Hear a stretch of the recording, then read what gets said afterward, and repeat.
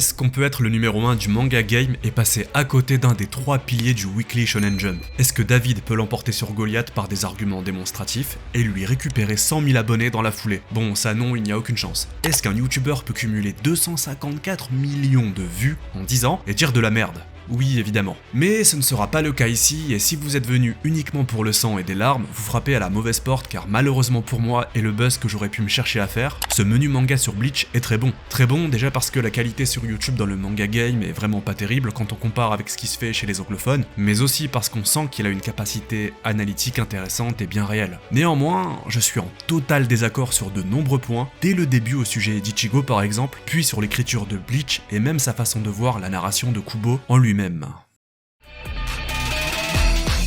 So baby, Now you feel like number one, shining bright for everyone, living out your fantasy, the brightest star for all to see.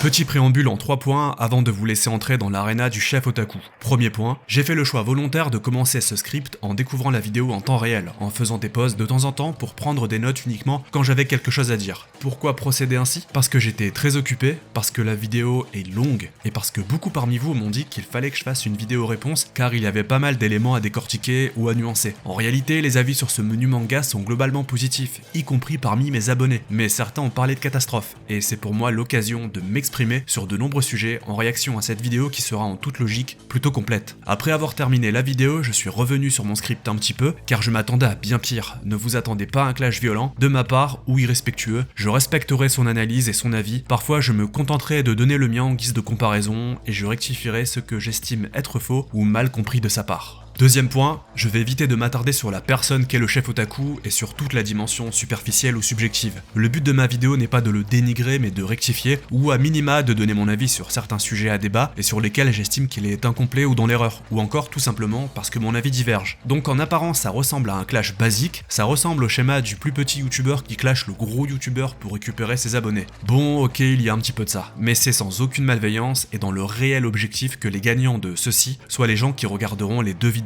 la sienne comme la mienne, afin d'avoir une vision plus complète sur Bleach. Car autant le chef otaku mange énormément de mangas variés et a sans doute un avis moins fanatique et spécialisé, et une vision plus large que moi du médium, je le concède totalement, ce qui est un avantage pour lui en soi, mais en ce qui me concerne, Bleach est le manga central de ma chaîne, et dans le cadre de l'élaboration de mes théories, reviews et analyses, j'ai forcément développé des connaissances solides et plus approfondies sur l'œuvre de Tite Kubo. Lui, il va plus s'appuyer sur des lectures variées et construit quasiment toute sa vidéo sur des comparaisons. Moi au contraire, je fouille dans les tripes de Bleach, car ici finalement c'est bien ça le sujet. Bleach, je retourne toutes les pierres et j'ai analysé au rayon X la moindre tache d'encre. Et enfin, le troisième point, et c'est là que tout prend son sens, Bleach est un shonen. Il est certes classé Neketsu, mais il faut avoir conscience que même dans sa manière d'aborder un combat en apparence simple, dans le choix de ses titres de chapitres ou de Zanpakuto, et même jusqu'au nom de ses personnages, Bleach est une œuvre infiniment plus subtile qu'il n'y paraît, dont certaines pièces d'un puzzle sont parfois éparpillées sur plus de 50 tomes. Et ça, chef otaku n'en parle jamais, il est totalement passé à côté et ça ne l'intéresse pas. C'est foncièrement son problème central et c'est ce qui fait qu'il passe son temps à chercher des concepts extérieurs et à établir des points communs avec d'autres œuvres pour augmenter la densité intellectuelle de son analyse. Dans Bleach, de nombreuses relectures sont nécessaires pour tout discerner.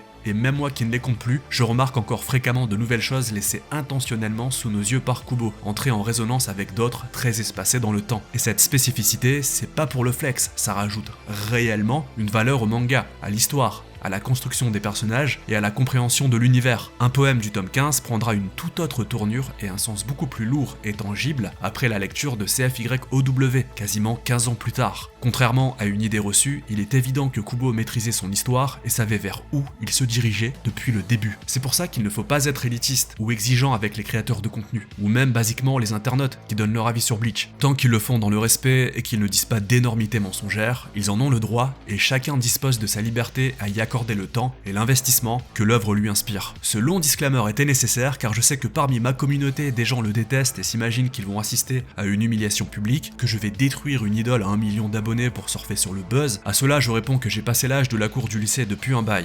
Et d'autres, parmi les fans du chef otaku, vont croire que je veux désosser leur maître à penser uniquement parce qu'il aurait osé toucher à mon manga de cœur. Eh bien, vous allez voir que c'est bien plus intéressant et pertinent que ça, et tout le monde en ressortira gagnant et diverti. Et d'ailleurs, si le chef otaku regarde cette vidéo, ce qui est possible car elle va forcément lui être envoyée, j'accepte volontiers un débat avec toi, que ce soit sur Twitch ou sur ton podcast, qu'il m'est déjà arrivé d'écouter. On peut commencer. J'ai envie de parler un petit peu du titre de la vidéo et de la miniature. Évidemment, c'était mensonger et putassier cliquement parlant. J'étais certain qu'il n'allait pas se contenter de dire que Bleach était la fraude du Big Three, et sur ce point, on ne peut pas vraiment lui en vouloir. La plupart des gens sur YouTube aiment le sucre et le sang, c'est ce qui attire le regard et surtout ce qui agite leurs petits doigts pour le clic. Il n'a fait que respecter cette règle, et j'en ferai probablement autant pour la vidéo que vous êtes en train de regarder. C'est la loi du marché, et elle n'est écrite par aucun juriste. Non, elle est rédigée et promulguée instantanément par nous tous. Pour preuve, dès les premières minutes, on voit bien qu'il a de la passion, et je parle pas du partenariat, et surtout de l'affect pour Bleach, avec de nombreuses références et un générique qui reprend Alone, très sympathique. Passons toute la partie résumée et humoristique pour se concentrer sur les faits et les avis énoncés. Le terme Big Three, qui désigne les mangas One Piece, Naruto et Bleach, trouve son origine dans leur immense popularité et leur domination au sein du magazine Weekly Shonen Jump. Au début des années 2000, ces trois séries ont connu un succès phénoménal au Japon et à l'étranger. Il ne s'agit pas là d'un sujet à débat en fait. Ces trois mangas ont dominé le Jump et le manga en général dans les années 2000. C'est un fait. Point barre. Bon, déjà, rien que pour l'énième rappel de ce qu'est le Big Three, et ce peu importe l'avis de Sasuke Sombre 666 ou de Eren Jägerist Incel, cette vidéo mérite d'exister. Le Big Three n'est pas un terme officiel, certes, mais il est le fruit d'un consensus et encore plus, il est très temporel. Le Big Three désigne les trois mastodontes du magazine Weekly Shonen Jump ayant dominé le game dans les chiffres et dans la popularité durant les années 2000, qu'on le veuille ou non, et les plus vieux parmi vous le savent, tout particulièrement ceux qui traînaient sur les forums. Les sujets de discussion les plus actifs étaient en feu chaque semaine à la sortie des nouveaux chapitres, et les statistiques, y compris en France, parlaient d'eux-mêmes. C'était bel et bien One Piece, Bleach et Naruto qui suscitaient, et ce de très loin, le plus de clics et de messages. Mais ce que peu de gens savent, c'est que le dernier du lot, celui qui restait assis discrètement sur la 3e place du podium, sur les terres virtuelles francophones, c'était clairement One Piece. De 2006, je dirais, environ, jusqu'au début des années 2010, c'était Naruto et Bleach qui étaient les plus populaires parmi les trois, avec évidemment l'increvable DBZ en parallèle, mais c'est un cas à part, il n'y avait pas de nouveaux chapitres. C'est leur daron. À côté, tout ce qui est Jojo, Hunter x Hunter ou autre était quasiment inexistant et n'intéressait que les aficionados, cherchant plus loin que les œuvres les plus plébiscitées, contrairement à aujourd'hui où tout est accessible en quelques clics ou avec des abonnements pour du streaming. Ah, et aussi, si on lit autant d'inepties sur le Big Three avec parfois des gens qui calent Jujutsu Kaisen ou Shingeki no Kyojin, c'est parce que Elon Musk a mis en place la rémunération des tweets les plus putassiers. En gros, il faut se rassurer, tous ces gens ne sont pas si débiles et ne croient pas toujours ce qu'ils disent. Ils font exprès et tapinent pour 1 euro à la fin du mois, tandis qu'ils en payent quasiment 10 pour avoir une petite pastille bleue et de miettes.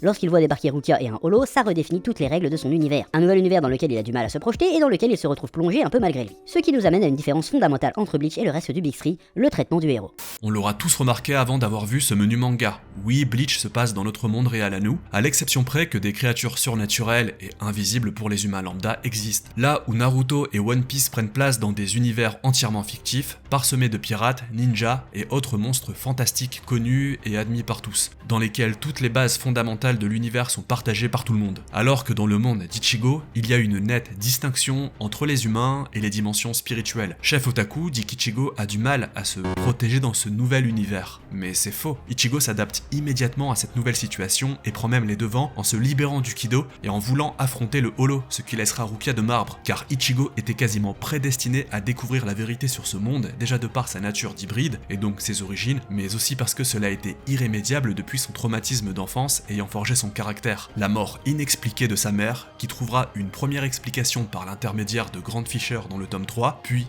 qui en aura une deuxième impliquant un antagoniste ultime dont l'ombre plane non seulement sur toute l'histoire de Bleach, mais aussi sur celle plus personnelle d'Ichigo, Yhwach. C'est parce que Yhwach a pratiqué une technique visant à voler l'énergie vitale des Quincy impurs, Laos Valen, que Masaki n'a pu vaincre le holo. Si Ichigo est le Ichigo que nous connaissons, c'est parce qu'il a vécu dans la mort, en la côtoyant depuis toujours par le décès de Masaki, puis en voyant au quotidien les fantômes errants. C'est parce que Ichigo a vécu la mort enfant sans la comprendre, et ensuite, en réalité, réalisant que c'était par un instinct maternel de protection que sa mère est morte, qu'il a pu vaincre la peur de la mort une fois adulte en triomphant de Yhwach qui pouvait choisir parmi tous les futurs possibles. Et si dès le début on comprend cela, on admet cela, ça change de nombreuses choses dans notre perception du protagoniste et donc sa place dans ce monde, ainsi que du grand rôle qu'il aura à jouer, loin de celui d'un élu prophétique ou d'un libérateur universel. Selon moi, les personnages de Naruto et Luffy, bien que très différents, ont plus de points communs entre eux deux qu'ils ont de points communs avec Ichigo. Ichigo de son côté est un lycéen lambda, hormis qu'il voit les fantômes, sa vie c'est le lycée, les potes, prendre soin de ses deux sœurs et de son père et de temps en temps aider des âmes errantes en galère. Alors qu'Ichigo, il est plutôt écrit comme un super-héros. Bah oui, on a un lycéen qui mène une double vie, qui sort la nuit dans un costume, pour sauver la veuve et l'orphelin avec un grand sens de l'honneur et du sacrifice, amoureux d'une rousse à gros seins. Quand on prend Ichigo sous le prisme du super-héros, ça rend la compréhension du personnage limpide. Dans sa partie 2, portant sur Ichigo et la quête de sens, Chef Otaku dresse plusieurs parallèles entre Naruto et Luffy. Et j'y souscris totalement. Il est plus facile de trouver des points communs entre le pirate et le ninja, leurs objectifs et leur rapport au monde qui les entoure. Cependant, je me dois encore une fois de contredire, ou au moins de nuancer, ses propos sur Ichigo, qui selon moi passe à côté de quelque chose d'important. Il résume Ichigo à un lycéen qui serait lambda et qui chercherait simplement à sauver des âmes au hasard. Mais c'est passé à côté de 80% de ce qui a forgé le caractère d'Ichigo et dont j'ai déjà parlé plus haut. Bleach est un shonen où la mort est omniprésente et ce sous plusieurs formes. Déjà dans les drames personnels des personnages principaux de Karakura, car si vous remarquez bien, aucun n'est épargné. Ichigo est le décès de sa mère, Orihime, celui de toute sa famille, même si pour ses parents, on ne sait pas trop hormis qu'ils étaient démoniaques. Chad et son grand-père, Uryu, et lui aussi le décès de sa mère, son grand-père, mais aussi dans le fonctionnement de l'univers et chez les ennemis. Les Holos sont d'anciens humains dont l'âme s'est transformée en créature maudite après la mort. Ichigo est impacté par deux choses, la culpabilité de ne pas avoir pu protéger sa mère, ainsi que sa mort tout simplement, comme l'aurait été n'importe quel enfant. Le fait d'obtenir des pouvoirs de Shinigami grâce à Rukia, celle qui a changé son univers, car il en est devenu acteur en obtenant une force qui permet de briser le destin et plus seulement spectateur qui fuit et observe, lui a permis de protéger sa famille d'un Holo dès le premier chapitre. Ichigo ce n'est pas la protection par principe moral ou par bonté naturelle comme le ferait un Izuku ou un Tanjiro, mais parce qu'il a été traumatisé durant son enfance. Il sait ce que c'est que de perdre ce que l'on a de plus précieux dans l'injustice la plus totale et ça lui a appris à être fort pour ceux qui comptent pour lui, sur lui, et qui ont besoin de lui afin d'être protégés. Donc ici ses petites sœurs Karin et Yuzu, puis Orihime, Chad, Uryu, ensuite à l'échelle de Karakura, et enfin durant l'arc Soul Society, Rukia, car elle est celle qui lui a donné la chance de pouvoir devenir celui qu'il devait être pour surmonter son deuil et empêcher que d'autres se produisent. Le concept de mort est passé du domaine du traumatisme, de l'inconnu, à celui d'un champ de bataille sur lequel il faut faire preuve de courage, celui des braves, comme nous l'indique le tout dernier chapitre du tome 74. Le sauvetage de Rukia n'est pas seulement un arc du sanctuaire de Saint Seiya bis, la construction y ressemble tout au plus, mais dans ce cas on peut remonter plus loin, c'est-à-dire à tous les récits mythologiques et tout particulièrement ceux qui nous viennent de la Grèce antique. Je reconnais qu'on puisse voir des points communs entre Athéna et Rukia, entre les chevaliers d'or et les capitaines, mais c'est rabaisser le talent de Tite Kubo ainsi que l'identité de son œuvre que de vouloir s'arrêter ici. Alors ensuite le passage sur Ichigo super-héros, il y a une partie intéressante, mais elle est bancale, surtout quand on se souvient de certains dialogues entre Rukia et Ichigo et la nécessité de protéger tout le monde ou pas dès lors qu'on en a le pouvoir, et surtout, à ce stade, Ichigo s'en fiche de la rousse à gros seins, pour reprendre l'expression employée par Chef Otaku. Il n'est pas amoureux d'elle, comme le serait un Peter Parker envers Mary Jane, car il est encore en quête de sens, d'identité, et même s'il évoluera tout au long de l'œuvre par les expériences et autres rencontres, il continuera sa quête, il continuera de se chercher jusqu'au tome 61 et 62. Et c'est ici une autre partie du génie de l'écriture de Kubo et qui rend l'évolution d'Ichigo plutôt originale sur l'évolution de sa puissance. Dans TYBW, ce n'est pas un sempiternel entraînement qui le rend plus puissant, mais la connaissance et l'acceptation de ce qu'il est réellement, de ses origines, de l'histoire de ses parents. Pour devenir ce que l'on est, il faut déjà savoir ce que l'on est et encore mieux, s'accepter intégralement à travers tous les prismes de notre âme et de notre passé. Et même avant ça, la plupart de ces entraînements majeurs étaient dans un monde intérieur, afin de mieux se comprendre étape par étape. Chef Otaku finit par enfin aborder le traumatisme du décès de Masaki, mais avant tout pour appuyer son parallèle avec celui des super-héros des comics. C'est une piste qui n'est pas inintéressante, et je pense que bon nombre parmi vous ont trouvé ça pertinent, mais pour toutes les raisons évoquées plus tôt, et aussi parce parce que Tite Kubo, dans une interview assez récente pour Viz, l'éditeur de Bleach américain, dira qu'il n'a jamais vu Ichigo comme un héros. Résumer l'écriture de notre protagoniste derrière le modèle du super-héros, c'est l'avoir mal compris et c'est passer à côté d'autres éléments plus précis et percutants à mon sens. Je ne vais pas revenir sur le passage où Chef Otaku développe la notion d'alter ego, car je n'ai pas de désaccord profond et ça peut se défendre, même si, pour ma part, j'ai toujours considéré que le Ichigo lycéen se comportait exactement comme le Ichigo Shinigami. Il n'y a jamais de volonté de la part de Kubo, du moins depuis ma modeste analyse personnelle, de créer une distinction. Le holo n'ayant aucun rapport, même le masque ne cache pas une véritable nature quelconque de la personnalité d'Ichigo. Il symbolise tout au plus simplement des instincts primitifs auxquels il aura recours s'il veut triompher de ses adversaires les plus puissants, et l'arc Wikomondo sera là pour nous l'illustrer à de nombreuses reprises. Jusqu'au paroxysme de cette idée, Ichigo n'aura pas réussi à devenir un démon, une bête, et il perdra contre Ulcura. C'est une fois mort que sa transformation en holo total contre Ulcura, Segunda Etapa, lui permettra de triompher de son adversaire, par l'intermédiaire d'une prise de contrôle intégrale de son holo intérieur. On peut aussi voir le holo comme un héritage protecteur qu'il a obtenu par sa mère, car c'est concrètement le cas. À l'origine, White était dans l'âme de sa mère et a été transmis à Ichigo. C'est pour ça qu'il est un hybride parfait, le fruit d'un père Shinigami de la haute aristocratie, d'une Quincy également appartenant à une grande famille visiblement, et en plus il possède en lui un holo unique surpuissant, créé par Aizen et possédant un cœur. Enfin, pour conclure sur Ichigo et l'identité, plus qu'un prétexte pour des power-up ou une quête d'identité perpétuelle, le fait d'avoir donné autant de pouvoirs et origines différents permet d'en faire l'incarnation à lui seul de l'équilibre des mondes réussis, ce même monde que veut créer Yhwach. Sauf qu'Ichigo le fait par le courage face à la mort et son acceptation de celle-ci, et non par sa suppression ou une rébellion contre l'ordre établi comme le voulait Aizen. Il n'en a ni les épaules ni les ambitions, c'est une tâche d'antagoniste vieux de plusieurs siècles comme Aizen et Yhwach. Ça, Ichigo est le lien entre tous les arcs, les mondes et les espèces, et chacun de ces arcs nous en apprend plus sur lui et le fonctionnement de cet univers. Rien à redire sur la partie Fullbringer, je valide sur toute la ligne et ça fait plaisir d'enfin entendre des discours positifs sur un des arcs les plus sous-cotés et peu respectés des mangas. On est à des kilomètres de la disaster class qu'avait commis le Rire Yellow il y a plusieurs années et dont les traces sont encore visibles. Dans la guerre sanglante de 1000 ans, le premier acte se termine par la destruction du Zanpakuto d'Ichigo par Yhwach. Il apprend la vérité sur ses origines et finit par être en paix avec son identité, ce qui lui permet de trouver son, ou plutôt ses véritables Zanpakuto. Ichigo est à la fois un humain, un Shinigami, un Quincy et un holo. Il est l'union de tous les mondes, mais il est surtout Ichigo Kurosaki.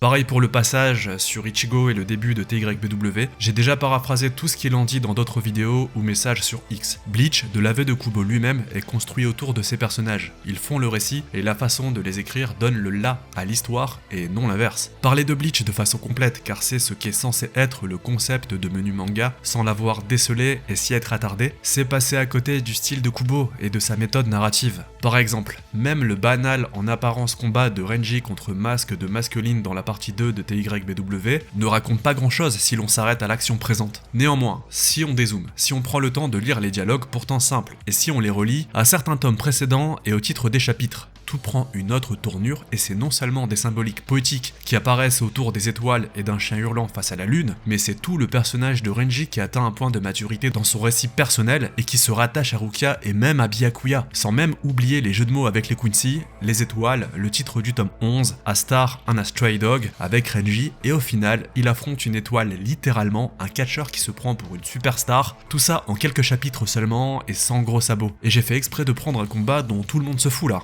avec des personnages secondaires pas tant appréciés que cela pour bien illustrer mon propos. Si le sujet vous intéresse, allez voir ma review de l'épisode 18 de TYPW, j'en parle longuement et je développe tout ce que je viens de déflorer. Pareil ensuite dans l'épisode 19 pour Rukia et Byakuya. C'est un exemple que je prends souvent, mais dans Bleach, il n'y a jamais un perso secondaire et inintéressant en toile de fond qui joue le narrateur pour nous insérer dans le crâne ce qu'il faut comprendre, parce que le mangaka n'a pas trouvé comment le raconter entre les lignes. La seule fois où ça arrive, l'effet de style est totalement différent. C'est quand Uryu et Orihime sont sur le chemin pour rejoindre Ichigo au-dessus du dôme de Las Noches alors que ce dernier affronte Ulcura. Ça crée simplement une tension lourde, aussi oppressante que le Reiatsu d'Ulcura en Segunda Etapa, et on se demande vraiment vers quoi on se dirige. Je me souviens encore qu'au moment de la prépublication hebdomadaire de ces chapitres, certaines personnes se demandaient si on n'allait pas vers la mort d'Ichigo et un événement qui allait changer tout le récit de Bleach définitivement, pour offrir plus de place à Uryu temporairement par exemple. Autre exemple encore plus illustratif, il y a eu des moqueries à l'époque sur le cœur et Ilkura, mais ceux à l'origine des moqueries, ces gens qui étaient ce qu'on appelle communément des speedreaders, n'avaient rien compris comme d'habitude. Ils ont essayé de transformer un des moments les plus beaux et tragiques de Bleach en un vulgaire mème infondé, tout particulièrement sur 4chan pur et dit.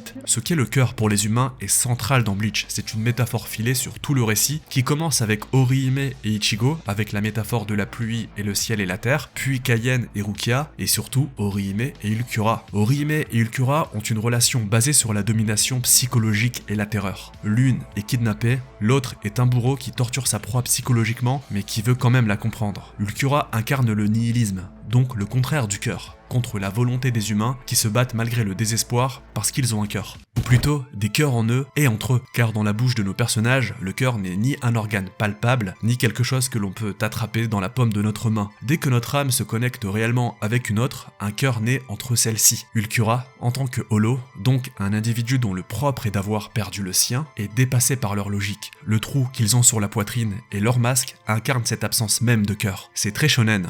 Simple, universel, pas révolutionnaire. Ce qui fait le génie de Kubo ici, c'est sa narration en filigrane. Si l'on se remémore le flashback entre Rukia et Kaien, on comprend que le cœur est ce qui lie les humains entre eux, et plus encore, ce qui leur permet de survivre dans le cœur des vivants, après leur mort. Kaien tend la main, agit comme s'il pouvait le tenir, l'attraper, mais il explique bien que ce n'est pas quelque chose de tangible ou d'organique, et avant de mourir, il transmet indirectement son cœur à Rukia, en mourant dans ses bras. Ainsi, son cœur, ses souvenirs, et donc sa volonté continueront à vivre dans le cœur de Rukia. Dans le chapitre 354, Ilkura découvre enfin ce qu'est le cœur alors qu'il se désagrège comme le sable. Tendant la main vers Orihime, il la voit disparaître et réalise alors qu'il ne la verra plus jamais, après avoir agi pour autrui, après avoir accompli son premier acte par la volonté de protéger, de s'interposer. Son cœur, entre lui et Orihime, venait de naître. Il réalisa alors que son existence propre ainsi que leur lien était éphémère, et c'est cette envie de tendre la main vers Orihime qui prouve l'existence du cœur et le fait naître en lui. Finalement, en ayant poussé Ichigo à devenir un holo, il est lui-même devenu humain quelques instants avant de mourir. Et qui sait l'impact que cela aura sur le Quarta Espada dans le cycle des réincarnations.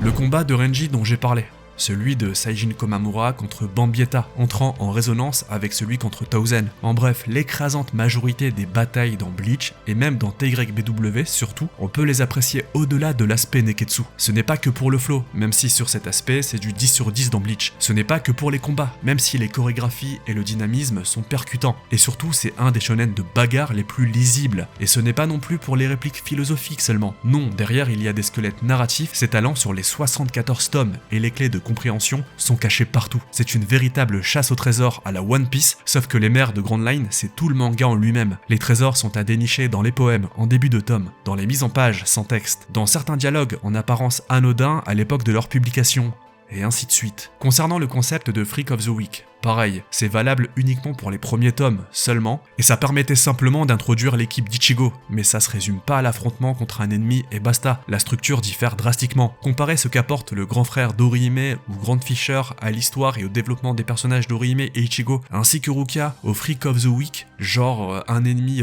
bidon de Buffy contre les vampires dont on ne se souviendra pas dans l'épisode suivant et qui n'impactera pas l'écriture des personnages, c'est vraiment insultant pour Bleach. Par contre, les parallèles avec Yu Yu Hakusho, les points de comparaison sont pertinents, mais Bleach ce n'est vraiment pas Saint Seiya avec des épées, il faut qu'il arrête de dire ça, et je me rends compte qu'il faudrait quasiment que j'en fasse une vidéo à part entière ou un thread sur X. Il y a des points de comparaison flagrants, mais il y a beaucoup trop à dire sur Bleach et lui permettant de se distinguer largement de Saint Seiya. L'arc Wekomundo ce n'est pas un simple deuxième kidnapping, vous réalisez que pour maintenir son argumentation, il compresse de force quasiment 30 tomes. Ce qui me dérange avec le discours ici, c'est d'affirmer que le manga s'est cherché une identité tout au long de sa publication.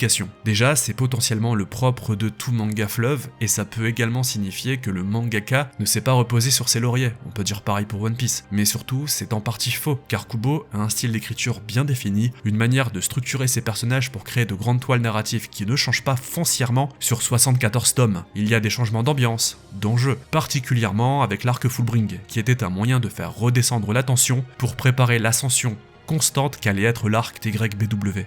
Je l'ai évoqué tout à l'heure, les 2 derniers arcs du manga ont fait énormément parler à l'époque et pas forcément en bon terme. On peut clairement dire que le manga était tombé en disgrâce. C'est la fin du combat d'Ichigo contre Aizen, lorsqu'il utilise le Final Getsuga Tensho qui lui offre une transformation ultra stylée. Soit on arrête là et on maintient le statu quo, c'est-à-dire que Ichigo n'est plus un Shinigami, il retourne à la vie civile, il dit adieu à ses potes Shinigami de la Soul Society, il vit une vie paisible, et on arrête le manga là sur une fin douce amère, on finit là, tout est très bien. En termes de popularité, Bleach a connu une période creuse, sa phase holo pour ainsi dire. Mais il y a de nombreuses explications n'ayant pas de rapport avec une quelconque baisse de qualité intrinsèque de l'œuvre ou des défauts ventripotents. Il n'y a aucun rapport avec le choix scénaristique derrière l'ultime Getsuga Tenshu et affirmer que Bleach aurait pu s'arrêter ici. C'est manquer de connaissances sur l'œuvre que de dire avec aplomb une énormité pareille. Surtout que le grand paradoxe, c'est que parfois les mêmes personnes qui tiennent ce discours disent que Bleach s'est terminé trop rapidement et n'a pas eu le temps de tout développer. Mais si le manga s'était arrêté après Aizen, ça aurait été une catastrophe scénaristique, y compris dans l'écriture de dizaines de personnages non achevés et de mystères essentiels qui étaient toujours en suspens, ou en suspense, je sais pas comment on dit. Ichigo qui récupère ses pouvoirs au terme de l'arc Fullbring, c'est tout sauf un retcon de l'ultime Getsuga Tenshu, et ça permet au contraire de montrer l'évolution de Soul Society, des mentalités, et l'impact qu'il a eu sur une société plurimillénaire. C'est reproduire le même processus lui ayant permis d'avoir ses pouvoirs, à savoir se faire transpercer par un Zanpakuto lui ayant permis d'avoir ses pouvoirs. Mais cette fois-ci, ce n'est pas un crime, c'est avec le soutien de tout le Gotei 13. La symbolique est très forte et répond parfaitement aux enjeux autour de Ginjo et son rôle de Shinigami remplaçant malchanceux et manipulé. Je commence à me rendre compte que si je voulais réellement approfondir tous les points de désaccord que j'ai avec la vidéo, et surtout si je me mettais à prouver dans le détail tout ce que j'avance, la vidéo sortirait pas avant 2024 et me prendrait trop de temps et d'énergie. Donc on va passer au point suivant et conclure. Si Bleach a connu une baisse de popularité et qu'un écart s'est creusé avec Naruto et One Piece, et c'est vrai, c'est premièrement à cause de l'arrêt de l'anime en 2012. Le plus cruel étant que c'est durant la décennie suivante, nous amenant jusqu'en 2020, que les animés ont littéralement explosé auprès du grand public, donc les mangas aussi, et avec les services de streaming à profusion et sa banalisation auprès de tous les publics dans le monde entier. Sur son concept d'arc Bukake, je le rejoins dans les grandes lignes, mais pour moi c'est un problème dans Bleach dans la mesure où la santé de Kubo a impacté le rythme et la fin essentiellement. En parallèle, si on assiste à une montée en puissance et un déluge de révélations et de conclusions de trames scénaristiques pour chaque personnage, c'est parfaitement logique. C'est ce qui s'appelle écrire une fin à un manga s'étalant sur 15 ans. Kubo, au début des années 2010, avait déclaré qu'il en avait encore pour 10 ans. Au final, il a terminé son manga 2 fois plus rapidement et c'est ça le vrai problème de l'arc de la guerre sanglante millénaire. Ensuite, l'idée selon laquelle Bleach a été arrêté parce que les ventes auraient chuté trop drastiquement est une idée reçue. Bien d'autres mangas toujours en cours de parution ou même à l'époque de Bleach ont connu des chutes similaires, voire pire, y compris One Piece. Il suffit de consulter les graphiques que j'affiche à l'écran et de comparer. Mais surtout, il ne faut pas oublier que l'arrêt de l'anime de Bleach est arrivé au pire moment, quelques années avant l'explosion et la surconsommation d'animés par les plus jeunes. Et voilà, une vidéo qui n'a pas été facile à faire car j'ai eu des imprévus personnels et parce que c'est un exercice que j'ai jamais fait et qui n'est pas forcément passionnant à réaliser. Vous me connaissez je crois à force, je préfère défricher, enquêter et trouver de nouvelles pistes et théories excitantes sur la mythologie et l'avenir de Bleach. Mais bon, je pense avoir relevé les points de désaccord les plus importants que j'ai avec ce menu manga en apportant des arguments vérifiés ou facilement vérifiables. Je n'avais pas envie de décortiquer toute la vidéo car j'en ai pas le temps et j'en aurais pas vu l'intérêt. Il a son propre avis, son analyse, et ma propre vidéo ne changera rien à ça. Comme je le disais au début, c'était surtout un prétexte pour m'exprimer sur certains points précis qu'il évoque, et éclairer d'autres zones d'ombre. Et même si j'aurais pu faire plus long et analyser plus en profondeur, on est déjà pas mal je crois. Pensez à l'abonnement à la chaîne pour ne pas rater mes prochaines grosses théories et analyses sur Bleach. Mais pas que. Dites-moi en commentaire avec quel point vous êtes d'accord avec Chef Otaku, et à l'inverse, celui sur lequel vous estimez qu'il s'est complètement fourvoyé, pareil pour moi, le tout dans le respect, comme j'ai tenté de le faire. J'espère sortir une autre vidéo avant Noël, si ce n'est pas le cas, joyeux Noël à vous, bonne fête de fin d'année. Sur ce, ciao.